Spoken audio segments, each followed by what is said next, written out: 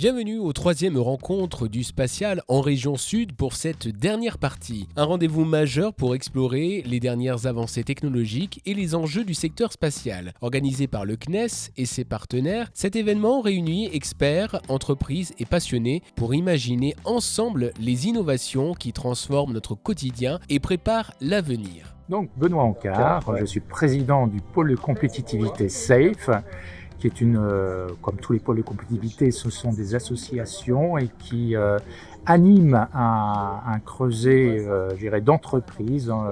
Pour ma part, c'est la région sud. J'ai 453 adhérents.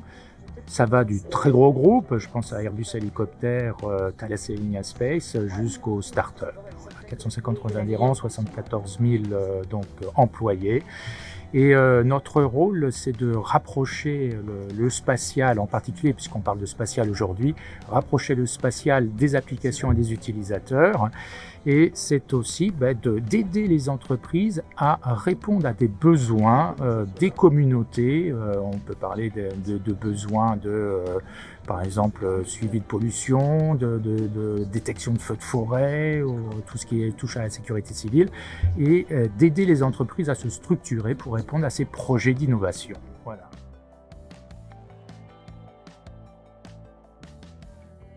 Maroun Djej, 28 ans, docteur en imagerie spectrale et en photonique. Chez SOFIA, on produit notre charge utile hyperspectrale qu'on va lancer en satellite pour pouvoir identifier la chimie d'une scène observée. Là, comme on peut voir, toutes les classifications sur la Terre. L'imagerie hyperspectrale, c'est l'acquisition d'une scène sur toutes les longueurs d'onde. Et depuis ça, on pourra interpoler sur chaque pixel pour pouvoir extraire la réponse spectrale et classifier. Par la suite, là, dans cet exemple-là, on a les images RGB. Et par la suite, on peut classifier et identifier le calcite. Mais pas que. Il y a les différentes possibilités de matériaux. Bonjour, je suis Anthony Scoufs, responsable innovation et partenariat à l'INRIA, l'Institut national de recherche en sciences et technologies du numérique. Donc à Sophia Antipolis, on est 500 chercheurs, ça fait 40 ans d'existence et on travaille avec toutes les entreprises du territoire, de Nice à Marseille, même jusqu'à Montpellier, sur toutes les thématiques impliquant une expertise en mathématiques, informatique et ainsi de suite. Donc on a des partenariats industriels avec tous les acteurs du spatial pour travailler avec leurs équipes sur des projets de recherche avec un objectif que pendant le projet et à la suite du projet, on fasse du transfert de technologie, du transfert de compétences en mettant en contact nos chercheurs et les équipes de R&D des partenaires entreprises et du transfert de personnes quand on a des recrutements pour pouvoir que ces personnes puissent aller dans les entreprises et continuer nos collaborations sur la durée.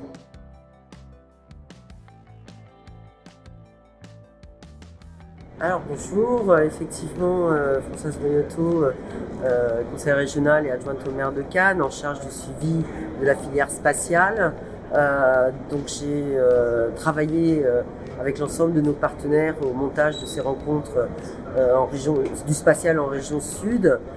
On est absolument ravis et je suis ravi de cette mobilisation de plus de 300 personnes venues aujourd'hui aux rencontres du spatial, d'avoir pu accueillir la délégation du CNES qui représentait Philippe Baptiste, où on a fait successivement l'écosystème grassois, l'écosystème sophipolitain et aujourd'hui toute cette journée avec l'ensemble des enjeux et des marchés pour imaginer le futur de la filière spatiale de demain sur notre territoire et plus largement au niveau national, avec des pitchs de start-up, avec des démonstrations de projets innovants et de produits innovants, puisque ce ne sont plus des projets, pour certains ce sont des produits, des services qui vont pouvoir irriguer toutes les politiques publiques, mais aussi toutes nos industries, puisque le spatial aujourd'hui sert à tous et toutes. Et donc c'est un vrai succès. C'est un vrai succès de l'ensemble de nos entreprises, de l'ensemble de cette filière qui représente en région Provence-Alpes-Côte d'Azur plus de 450 entreprises et institutionnelles. Et effectivement, avec des enjeux de formation, de financement, d'évolution de nos secteurs historiques, de mutation des marchés et aussi des enjeux de conquête de nouveaux marchés, au-delà de la conquête spatiale, la conquête de nouveaux marchés à l'international pour la compétitivité française et pour faire en sorte que notre savoir-faire soit à l'origine d'une vraie croissance sur notre territoire et de renforcer le commerce extérieur français.